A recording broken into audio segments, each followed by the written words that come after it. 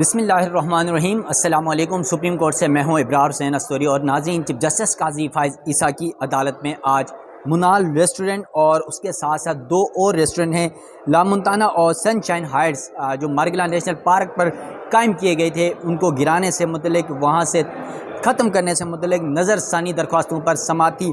ये समाअत बड़ी दिलचस्प थी क्योंकि एक तरफ जो वकील हैं सनशाइन हाइट्स के और फिर जो ला मुंताना हैं उनके वकला पेश हुए, मुनाल के वकला पेश हुए और ख़ास तौर पर वकील नईम बुखारी और चीफ जस्टिस काजी फाइज़ ईसा के दरमियान तलख कलामी भी हुई। उसकी तफसीलात भी आपके सामने रखूँगा। इसके साथ साथ ब्रिगेडियर जो है वो फलक नाज रिटायर ब्रिगेडियर हैं, वो अदालत के सामने वज़ारत दिफा के लीगल जो है वो कानूनी उसके तौर पर वो पेश हुए और उन्होंने सुप्रीम कोर्ट के एक इस फैसले पर उनके हवाले से जो रिमार्क दिए गए थे उन्हें हज़फ करने की इस्तदा की। तो चीफ जस्टिस काजी फाइज़ ईसा ने शदीद बरहमी का इजहार किया और क्या कुछ कहा गया उसकी तफसीलात आपके सामने रखूँगा। सबसे पहले तो आपको पता है कि नेशनल पार्क मार्गिला हिल्स में मुनाल रेस्टोरेंट समेत ये जो दीगर रेस्टोरेंट्स हैं उनके हवाले से मामला था। सुप्रीम कोर्ट ने फैसला सुनाया था और 11 सितंबर तक की डेट है कि वो होटल्स वहाँ से ख़त्म किए जाएँ, वो रेस्टोरेंट वहाँ से ख़त्म किए जाएँ। ये सुप्रीम कोर्ट का फैसला था कि नेशनल पार्क में कोई तामीरात नहीं की जाएंगी। अब उस फैसले के खिलाफ दोबारा नज़रसानी अपीलें दायर हुई। आज इसकी समाअत थी। दरख्वास्त समाअत जब शुरू हुई तो जो ला मुंताना के वकील हैं रेस्टोरेंट के नईम बुखारी, वो अदालत में पेश हुए। उन्होंने अदालत के सामने मौक़िफ़ रखा कि सुप्रीम कोर्ट ने तो तमाम फ़िरक़ैन इस दौरान चीफ जस्टिस काजी फाइज़ ईसा से जब उन्होंने कहा कि हमें नहीं सुना गया है, नईम बुखारी ने कहा, तो चीफ जस्टिस ने कहा सुप्रीम कोर्ट ने तो तमाम फ़िरक़ैन की रज़ामंदी से फ़ैसला दिया, रज़ामंदी से 3 माह में रेस्टोरेंट ख़त्म करने का कहा गया, फिर नज़रसानी किस बात की। जिस पर नईम बुखारी ने कहा कि रज़ामंदी से रेस्टोरेंट ख़त्म करने का नहीं कहा, मजबूरी में बात की थी, जबकि हमारे सामने 2 ऑप्शन थे कि या तो खुद से हम इन रेस्टोरेंट्स को ख़त्म कर दें या फिर सरकार उसे गिरा देती।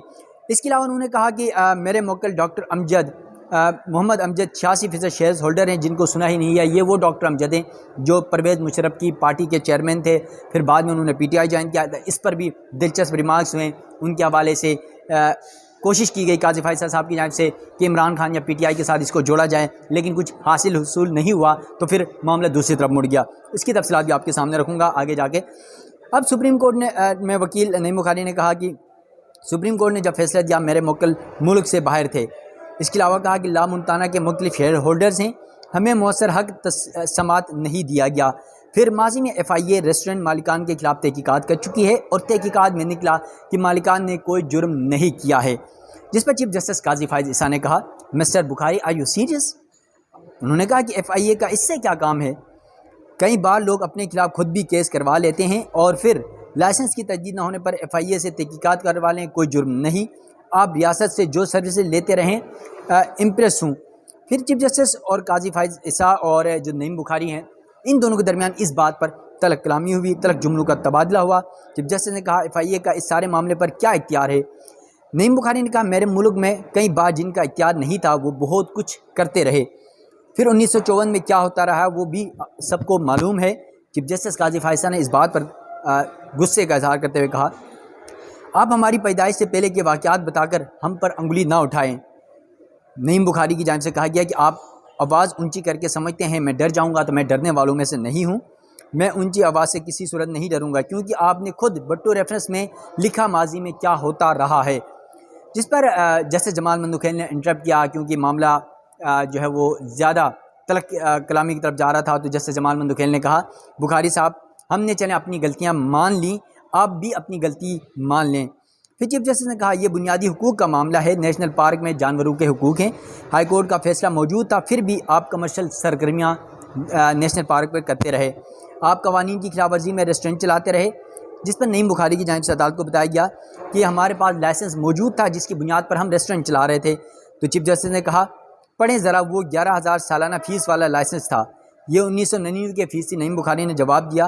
तो इस दौरान नईम बुखारी ने चीफ जस्टिस से मुकालमा करते हुए, चीफ जस्टिस और उनके दरमियान मुकालमा हुआ। नईम बुखारी ने कहा कि मेरा बेटा यानी बाहर से पढ़कर आया है और ख़ुद को वकील तस्वुर करता है, LLM करके आए हैं। फिर कहा कि आज मैं बेटे को साथ लेकर आया हूँ कि देखें अदालतें कैसे चलती हैं। नईम बुखारी ने बेटे को नशिस्त पर खड़ा करके तारुफ भी करवाया कमरा अदालत में। और फिर नईम बुखारी ने दलाइल देते हुए कहा कि नईम बुखारी ने बेटे की तरफ फिर इशारा किया मगर नशिस्त खाली मिली। शुक्रिया, मुझे सुना, मेरा बेटा भाग गया है, शायद नईम बुखारी ने कहा। और फिर जस्टिस जमाल मंदुखेल ने कहा शायद आप अपने बेटे को इम्प्रेस नहीं कर सके। चीफ जस्टिस ने कहा शायद आपका बेटा भी चाहता है नेशनल पार्क को महफूज रखा जाए।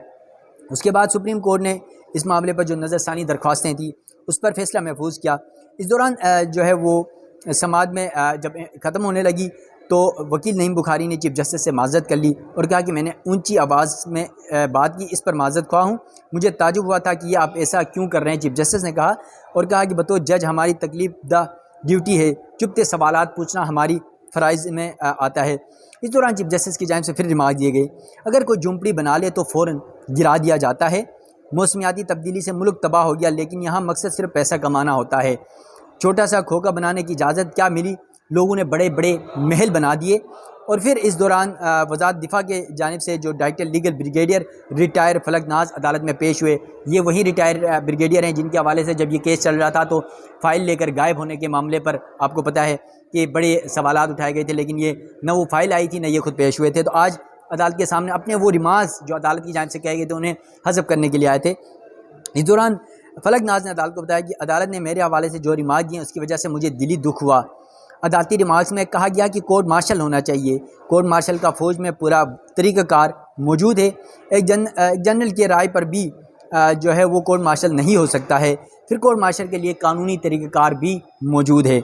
चीफ जस्टिस पाकिस्तान की जानिब से कहा गया कि जो अदालती फ़ैसले पर लिखा हुआ है आप उस पर बात करें, आप इधर उधर की बातें न करें। फिर वफाकी हुकूमत ने ज़रिए अटॉर्नी जनरल मौक़िफ़ इख्तियार किया कि जिस पर नज़रसानी भी दायर नहीं की गई, तो अदालत कह रही है कि वफाकी हुकूमत को यह फ़ैसला मंजूर था, इसीलिए नज़रसानी दरख्वास्त दायर नहीं की गई। तो इस दौरान ब्रिगेडियर रिटायर फलकनाज ने अपनी फैमिली यानी अपनी अहलिया के हवाले से कहा कि मेरी अहलिया ने पाकिस्तान की खातिर बैरून मुल्क का उनका जो शहरियत थी वो तर्क कर दी, इस तरह की हमारी कुर्बानियाँ हैं और मेरी लाइफ को जो है ना मुझे दिली दुख हुआ। तो उस पर चीफ जस्टिस ने ये बातें करने से उन्हें रोक दिया और कहा कि लगता है आप अखबारात में सुर्खियाँ लगवाना चाहते हैं। नेशनल पार्क एरिया में अगर हर जगह रेस्टोरेंट बन गए तो लैंड स्लाइडिंग से इस्लामाबाद मुतासर हो सकता है। इसके बाद सनशाइन हाइट्स के जो वकील हैं वो अदालत के सामने पेश हुए। उन्होंने कहा कि 1996 में हमें 53 साल के लिए ज़मीन लीज़ पर दी गई थी। हाईकोर्ट बेंच रावलपिंडी ने लीज़ मनसूखी के दौरान बहाल किया। चीफ जस्टिस की जानिब से वकील से मुकालमा किया गया कि हाई कोर्ट बेंच रावलपिंडी में फ़ैसला देने वाले जज का क्या नाम था। ये भी बड़ी दिलचस्प स्टोरी है। फिर वकील ने जवाब दिया, उस वक्त जस्टिस नवाज़ अब्बासी ने केस का फ़ैसला दिया था। तो चीफ जस्टिस ने कहा कि वही जज हैं ना जिन्होंने एक फ़ैसले में कहा था कि जजेस को भी प्लाट मिलने चाहिए। पहले भी बहुत बदनामी हो चुकी है, अब इन मामलों से अदालतों को दूर रखें। हमने नेशनल पार्क को तहफ़्फ़ुज़ देने के लिए ये फ़ैसला दिया है। अब सुप्रीम कोर्ट ये कुछ कह रही है। उसके अलावा जो डॉक्टर अमजद हैं, परवेज़ मुशर्रफ के पार्टी आल पाकिस्तान मुस्लिम लीग के जो चेयरमैन रहे, उनके हवाले से जब दौरान समात बात हो रही थी तो डॉक्टर अमजद परवेज़ के मुशर्रफ के हवाले से कहा गया कि उनके करीबी ताल्लुकात ज़रूर थे और उनकी सियासी जमात के ओहदेदार थे। नईम बुखारी ने कहा।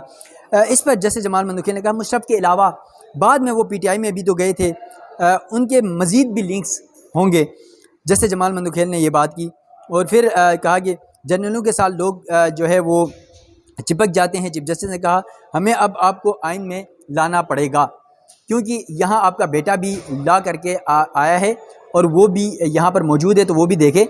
और फिर नईम बुखारी की जानिब से कहा गया कि 2019 में डॉक्टर अमजद ने PTI ज्वाइन किया, तो उस पर चीफ जस्टिस ने सवाल पूछा कि उस वक्त वज़ीर-ए-आज़म कौन थे। तो ये बताया गया कि निगरान हुकूमत थी। नईम बुखारी ने बताया कि मियां मोहम्मद सोमरो वज़ीर-ए-आज़म थे और ये जो डॉक्टर अमजद हैं ये निगरान वज़ीर भी थे।